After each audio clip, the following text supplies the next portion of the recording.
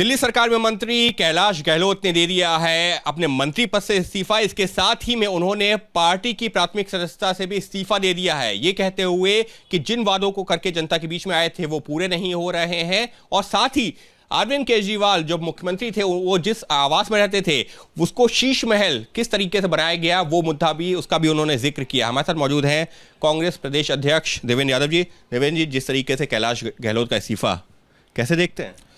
देखिए, एक बात तो बिल्कुल साफ है कि जो बातें आम आदमी पार्टी ने इस पार्टी के इंसेप्शन पे की थी उससे वो पूरी तरीके से भटक गई है।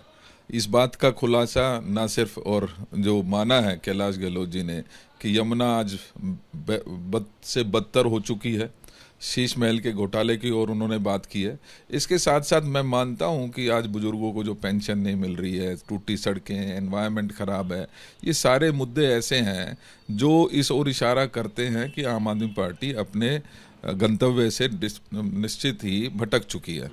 जहाँ तक कैलाश गहलोत जी की इस्तीफे की बात है, मुझे ये लगता है कि आज ये बात भी स्पष्ट हो गई है कि आम आदमी पार्टी एक डूबता हुआ जहाज हो गया है, क्योंकि लगातार इनके मंत्री हों, इनके विधायक हों, वो पार्टी छोड़ छोड़ कर भाग रहे हैं।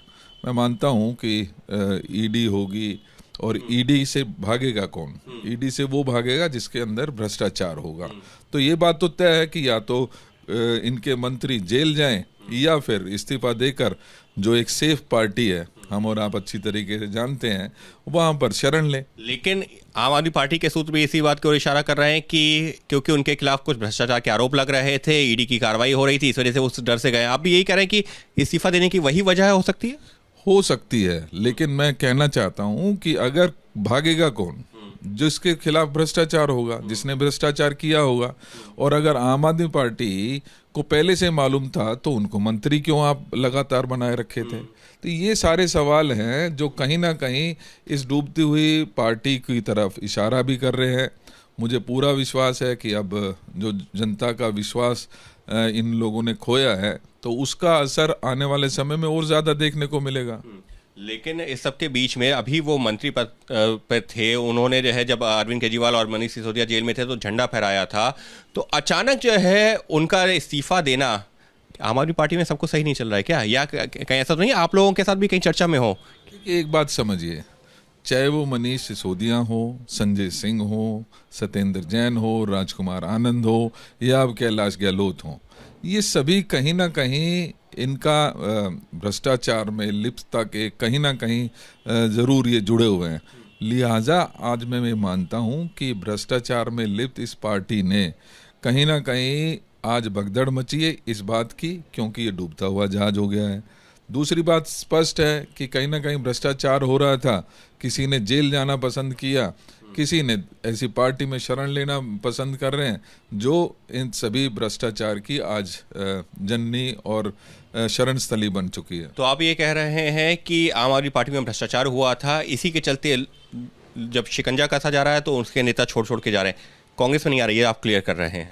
देखिए, मुझे नहीं मालूम अब आगे का रास्ता जिस तरीके से तय करते हैं। राजेंद्र पाल गौतम जी जिनको इस पार्टी ने निष्कासित किया क्योंकि उन्होंने दलितों की आवाज़ उठाने का काम किया और क्योंकि उनके खिलाफ कोई भ्रष्टाचार नहीं था, लिहाजा राजेंद्र पाल गौतम आज कांग्रेस में है, उनका कोई कुछ नहीं बिगाड़ सकता। कैलाश गहलोत के लिए कांग्रेस का दरवाजा खुला है क्या?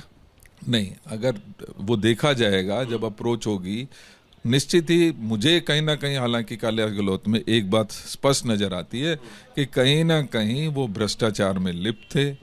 आज जरूर उनके खिलाफ कोई ना कोई कार्रवाई होनी होगी जिसके तहत बचने के लिए उन्होंने इस शरण स्थली का। कांग्रेस में आ रहे नहीं आ रहे? अगर एक शब्द में आपसे पूछूं, नहीं लेंगे आप लोग? इनके लिए ऐसे लोग जो भ्रष्टाचार में लिप्त हों, उनके लिए कांग्रेस पार्टी में कोई जगह नहीं है। यानी साफ तौर पर देवेंद्र यादव, जिनका जो दिल्ली प्रदेश अध्यक्ष हैं कांग्रेस के, जिनका ये कहना है कि कैलाश गहलोत के ऊपर जो भ्रष्टाचार के आरोप थे और ऐसे लोगों के लिए कांग्रेस में जगह नहीं है। लेकिन निश्चित तौर पर निशाना आम आदमी पार्टी और केजरीवाल के ऊपर भी कि वो भ्रष्टाचार के खिलाफ लड़ाई लड़ करके ये बात कह करके आए थे और आज उन्हीं की पार्टी भ्रष्टाचार में डूबी हुई है। सहयोगी कैमरा पर्सन राजेंद्र सिंह के साथ Ankit Gupta, ABP news, Delhi. For exclusive and insightful videos, subscribe to our new channel ABP Live Premium. है।